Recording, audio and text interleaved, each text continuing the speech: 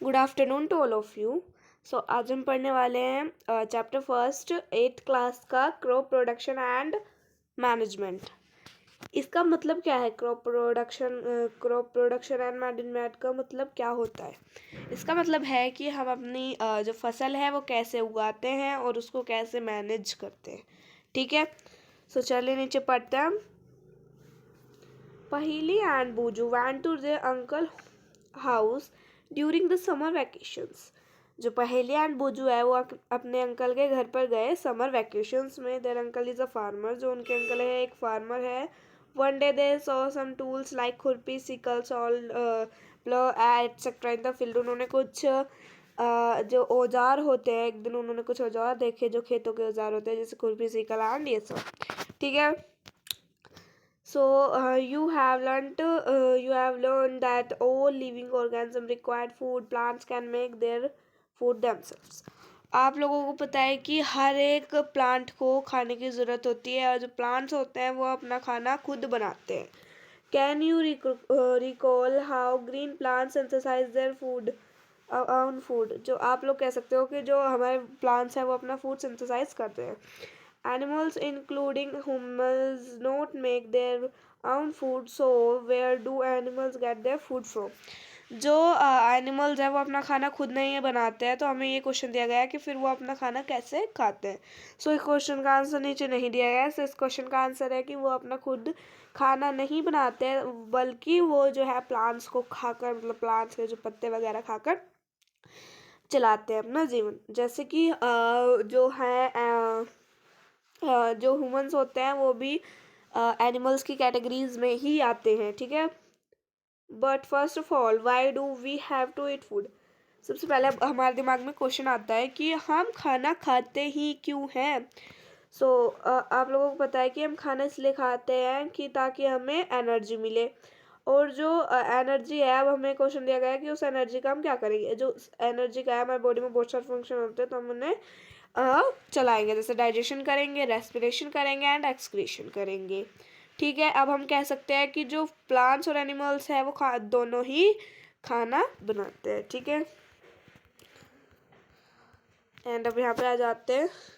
इसमें कुछ नहीं बताया गया है, इसमें मैनेजमेंट के बारे में बताया गया है कि हम कैसे मैनेजमेंट करेंगे। अब आते हैं एग्रीकल्चर प्रैक्टिसेस पे। 1.1 है एग्रीकल्चर प्रैक्टिसेस। ठीक है, till 10,000 BCE people were nomadic. They were wandered in group from place to place in search of food shelter. जो 10,000 साल पहले जो लोग होते थे वो जब खाने के लिए तलाश करते थे, खाने के लिए तलाश करते थे और रहने के लिए जगह ढूंढते थे, वो एक जगह से दूसरी जगह तक जाते थे। ठीक है, कहीं से कहीं ऐसे घूमते रहते थे और वो कच्चे फ्रूट और वेजिटेबल्स खाते थे। फिर उन्होंने एनिमल्स को मारकर खाना स्टार्ट कर दिया। फिर थोड़े दिन बाद उन्होंने फिर अपना लैंड कल्टीवेट कर लिया। फिर वहाँ पे जो है वो बनाना स्टार्ट कर दिया खाना वगैरह। ठीक है, और फिर ऐसे ही हमारी जो एग्रीकल्चर है उसका बोर्न हुआ, ऐसे हमारी एग्रीकल्चर का उत्पादन हुआ। ठीक है, अब आते हैं यहाँ पे नेक्स्ट पे। When plant of the same kind are cultivated at one place on a large scale, it is called a crop. जो क्रॉप होती है वो क्या होती है, उसकी डेफिनेशन दी गई है। This is definition of crop. Okay, so इसमें बताया गया है जो प्लांट है एक सेम काइंड का प्लांट हो और जो कल्टिवेटेड है वन प्लेस से बड़ी प्लेस पे जो कल्टिवेटेड है। फॉर एग्जाम्पल, अब इसके जो एग्जाम्पल है वो है wheat means the all plants grown in the field and that of wheat. Wheat जो है हम बहुत सारी जगह में बहुत सारे जो खेत है, मतलब बहुत बड़े खेत में उगाते हैं, सो ये उसका एग्जाम्पल हुआ। ठीक है, आ जाते हैं हम नीचे। You already know that crop are different type of screens, vegetable and fruits. जो आप लोग जानते हैं कि जो क्रॉप्स होते हैं वो बहुत सारी अलग अलग होती है, जैसे सीड्स, वेजिटेबल एंड फ्रूट जो होते हैं। ठीक है, these can be classified on the basis off season in which they grow. जो ये बताई गई है वो सीजन के हिसाब से होती है, वैसे ही नहीं होती है। जैसे अब हमें सीजन के बारे में बताया जाएगा। इन अ वेस्ट कंट्री, ठीक, India is a vast country. India एक बहुत बड़ी कंट्री है। The climatic condition like temperature, humidity and rainfall vary from one region to another accordingly there is a rich. सो इसमें ये बताया गया इंडिया एक बहुत बड़ी कंट्री है और उसका जो ज़रूरी नहीं है कि बारिश ही आती रहे, कहीं पे बारिश आएगी कहीं पे नहीं आएगी, और कहीं पे धूप निकलेगी कहीं पे बारिश आएगी, ऐसा अकॉर्डिंगली होता है। ठीक है, अब जो है नीचे जो है हमें बहुत सारी वैरायटी की क्रॉप्स दी गई है हमारी जो कंट्री में उगाई जाती है। अलग अलग स्टेट्स में अलग अलग जगहों पे अलग अलग क्रॉप्स उगाई जाती है। This diversity two broad cropping pattern can be identified these are. सो इसमें बताया गया है कि दो तरह की क्रॉप्स होती है जो कि हमें नीचे दी गई हैं। फर्स्ट जो है वो है खारिफ क्रॉप्स। ठीक है, क्या है? खारिफ क्रॉप्स। ठीक है, the crops which are sown in rainy season are called kharif. जो हम उगाते हैं रेनी सीजन में, जो उगाते हैं बारिश के मौसम में उगाते हैं, उसे खारिफ क्रॉप्स कहा जाता है। और जो इंडिया में जो है रेनी सीजन कब होता है, जनरली कब होता है? जून से सितंबर तक रेनी सीजन होता है। इसके एग्जांपल जो है paddy, soybean, groundnut and cotton are kharif crops. ये सब खारिफ क्रॉप्स होते हैं। अब नेक्स्ट आ जाता है रबी क्रॉप्स। ठीक है, the crops grown in the winter season. जो कि क्रॉप्स विंटर सीजन में उगाई जाती हैं। अक्टूबर से मार्च तक जो है हमारा विंटर सीजन होता है और वहाँ पे रबी क्रॉप्स उगाई जाती है। Example of rabi crops are wheat, gram, pea, mustard and linseed. ठीक है, इसके एग्जाम्पल्स ये दिए गए हैं। Beside these pulse and vegetables are grown during summer at many places. ये ज़रूरी नहीं है कि सर्दियाँ या फिर बारिश में ही हो। बहुत सारी जो पल्स एंड वेजिटेबल्स होती है वो समर में भी उगाई जाती है। ठीक है, सो अब आते हैं basic practices of crops production. ठीक है, अब इसे पढ़ेंगे हम, यहाँ से पढ़ेंगे नीचे से। Cultivation of involves several activities undertaken by farmers. Over a period of time, you may find that these activities are similar to those carried out by a gardener or even by you. When you grow ornamental plants in your house, these activities are referred. इसमें बताया गया है ये जो आप crops जो बनाते हो वो पीरियड ऑफ टाइम की वजह से होता है। ठीक है, अब जो अगर आप अपने घर में अगर उगाते हो कुछ, तो सबसे पहले उसका आप प्रोसेस ही तो करोगे। मान लीजिए फॉर एग्जांपल रोज़ फ्लावर उगाना है आपको। क्या उगाना है? रोज़ का फ्लावर उगाना है। ठीक है, सो आप उसके लिए क्या करोगे? उसको सबसे पहले आपको मिट्टी तैयार करोगे, सॉइल तैयार करोगे, फिर उसको अच्छे से उथल पुथल करोगे एंड अच्छे से मिलाओगे एंड फिर उसके अंदर फ्लावर की जो आपने कहीं से तोड़ी है या फिर सीड उसके अंदर लगा देंगे। ठीक है, फिर वो खुद ही उग जाएगा एंड उसको आप रोज़ पानी देंगे, या फिर अगर उसमें आप फर्टिलाइज़र वगैरह भी डालना चाहते हैं तो वो भी डाल सकते हैं। उसी के प्रोसेस के बारे में अब ऊपर बताया गया है कि कौन कौन सा हम प्रोसेस करते हैं जब हमें एग्रीकल्चर करना हो। ठीक है, ये अब लिस्ट हमें नीचे दी गई है, ये रही। फर्स्ट हम क्या करते हैं? Preparation of soil, sowing, adding manure and fertilisers. Manure क्या होता है? सबसे पहले अब हमारा क्वेश्चन आता है कि मैन्योर होता क्या है। मैन्योर जो होता है वो होता है खाद, जो कि हमारे घर के वेस्ट से बनता है। जैसे कुछ सब्जियां सड़ गई हैं तो हम उसको रख देंगे एंड फिर वो मिट्टी टाइप से बन जाएगा तो वो खाद हो जाएगा।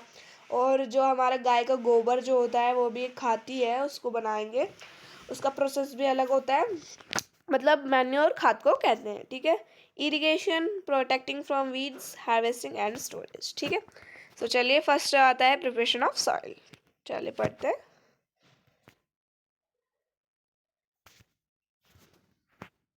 Preparation of soils.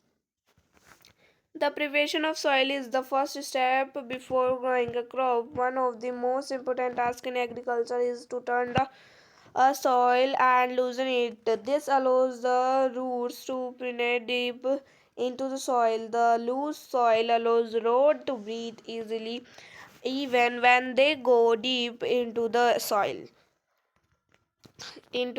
Why does the losing of soil allow the root to breathe easily?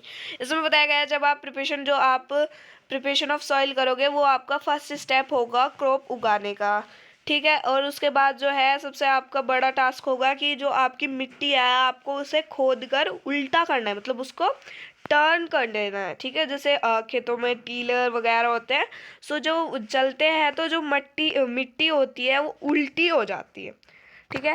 And लूजन होता है, जैसे कि मिट्टी जो होते हैं उसके जो बड़े बड़े ढीले लगे हुए होते हैं एंड उसको फोल्ड करके ऐसे प्लेन करना, उसको लूजन कहते हैं। अब इसी तरह से आया है कि अब जो हमारी मिट्टी है वो बहुत ज़्यादा गहरी भी नहीं होनी चाहिए और बहुत ज़्यादा ऊंची भी नहीं होनी चाहिए। जैसे अगर आप गहरी कर दोगे तो वो ऊपर आ ही नहीं पाएगा, जो आपका पौधा होगा वो नीचे बेचारा दब के मर जाएगा। अगर आप बिल्कुल बिना खोदे ही डाल दोगे तो उसमें जो है अनाज वगैरह डाल दोगे तो उसको पक्षी आकर खा जाएंगे। तो आपको इतना करना है, मीडियम करना है कि ताकि पक्षियों को भी वो दाना ना मिले और जो आपका पेड़ है वो मरे भी ना। ठीक है,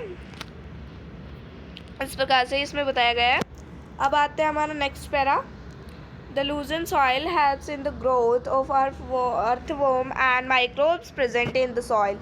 जो loosened soil होता है, मतलब जो बड़े बड़े टिल्ले होते हैं ना सॉइल के, उसके अंदर जो है अर्थवॉर्म एंड माइक्रोब्स प्रेजेंट होते हैं सॉइल में। ठीक है, these organism are friend of the farmer. वो फार्मर के दोस्त होते हैं। वो फार्मर के दोस्त इसलिए होते हैं क्योंकि वो जो उसके अंदर ह्यूमस होता है वो ना उसको बढ़ा देते हैं और उसकी वजह से जो खेती होती है वो अच्छे से हो जाती है।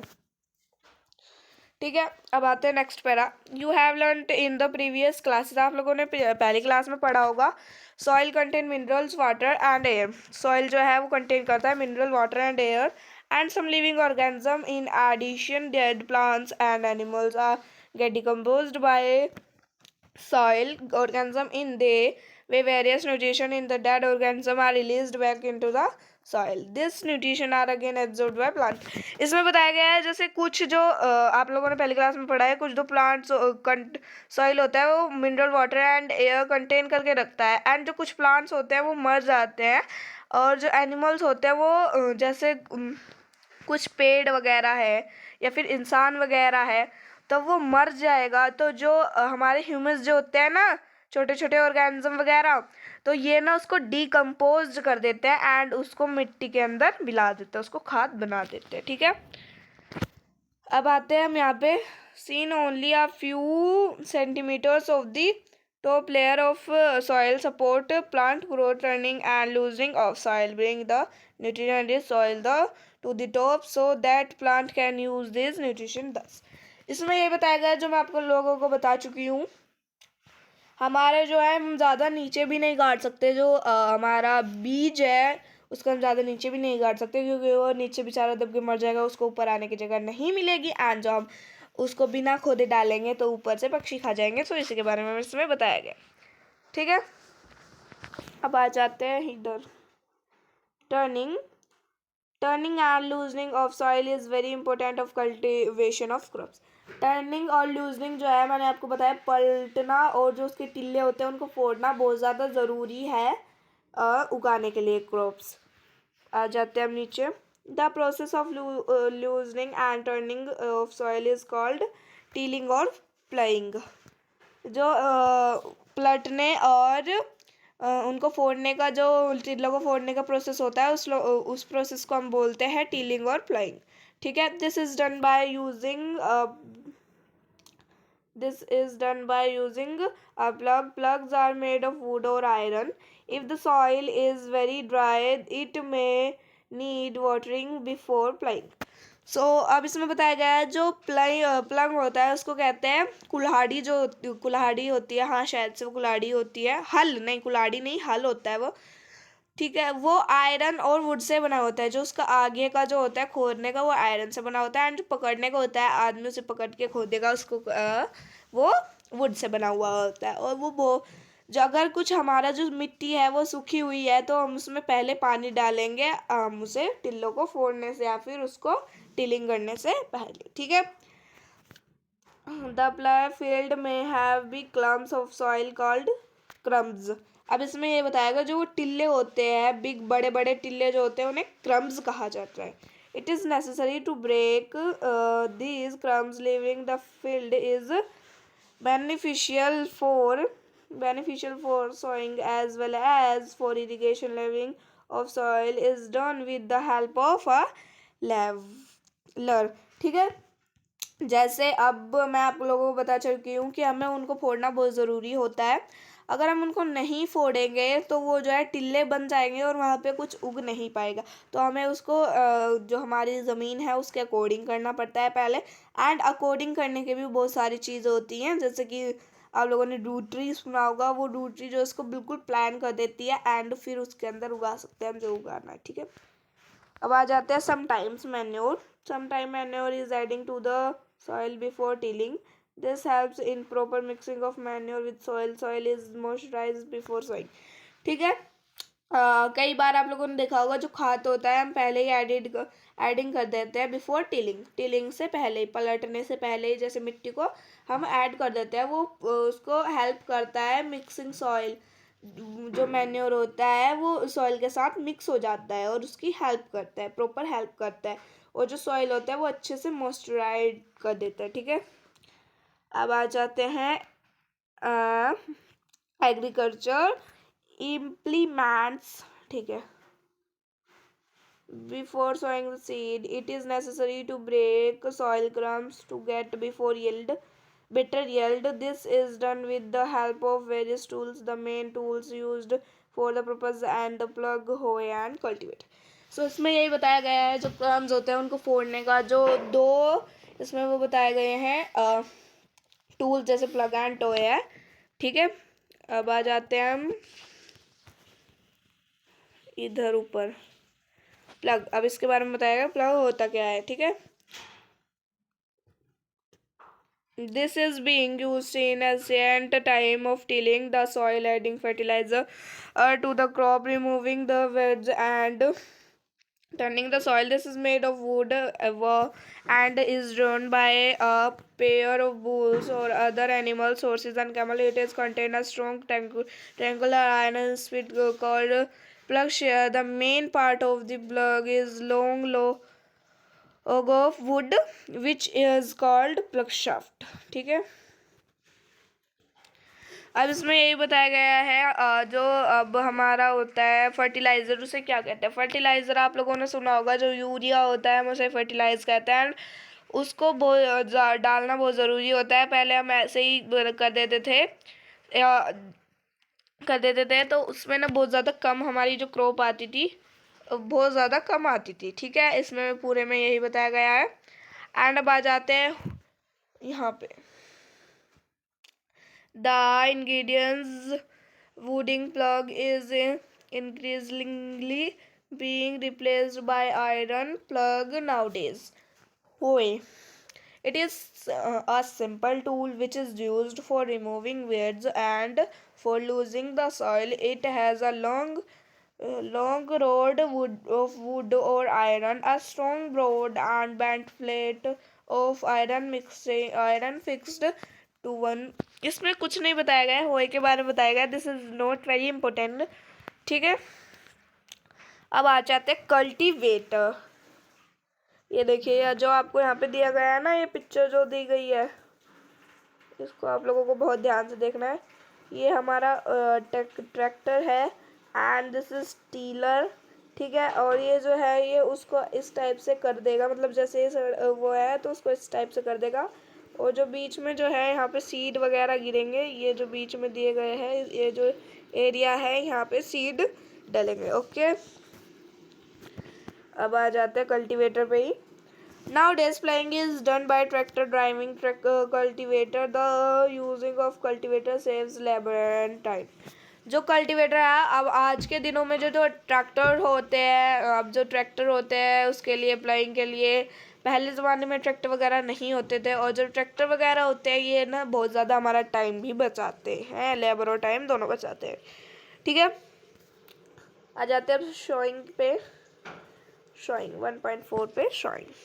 ठीक है, sowing is an important part of crop production. Before sowing, good quality, clean and healthy seed of variety and selected farmers prefer to use high yield तो जो सोइंग है वो इसलिए यूज़ किया जाता है ताकि हमारी जो फसल है वो गुड क्वालिटी की हो और क्लीन हो और हेल्दी हो, और जो फार्मर्स है उसको लेना प्रेफर करते हैं। अब आ जाते हैं ऊपर वापस से। इसमें जो है ये बताया गया है, are there seeds which float on water. जो कुछ सीड होते हैं वो वाटर के ऊपर रहते हैं, हैवियर कुछ सिंक करते हैं। And why would they be lighter, damage seed become hollow and are lighter therefore they float on water. So students, इसमें यही बताया गया है कि कुछ जैसे आप लोगों ने ये मान के चलिए कि आप लोगों ने लिए चने, ठीक है। चने लिए, चने को आपने पानी में डाला, कुछ टाइम तक वो नीचे थे, लेकिन जो ऊपर उभर के आ गए और जो उसके अंदर से वाइट वाइट कीड़े बाहर आ गए, और जो ऊपर का जो वो होता है मटर या फिर जो भी आपने भिगोया था चने, ठीक है, उसमें ऊपर आ गया है और उसमें छेद हो गया है चने के अंदर। सो वो आपकी हेल्थ के लिए अच्छा नहीं है, और जो नीचे रह चुका है वो आपके लिए हेल्थ के लिए बहुत अच्छा है। ठीक है। अब ये एक बहुत ही अच्छा मेथड है अलग अलग सीड को अलग करने का, डैमेज को अलग करने का एंड अच्छे को अलग करने का, ठीक है। इसलिए यही टूल यूज़ होता है उसमें भी, सोइंग सीड में भी, ठीक है। अब आते हैं ट्रेडिशनल टूल पे। ट्रेडिशनल टूल हम बाद में पढ़ेंगे, सो बिकॉज जो वीडियो है वो बहुत ज़्यादा लेंदी हो गया है। So thank you for watching this video. Bye guys, stay tuned.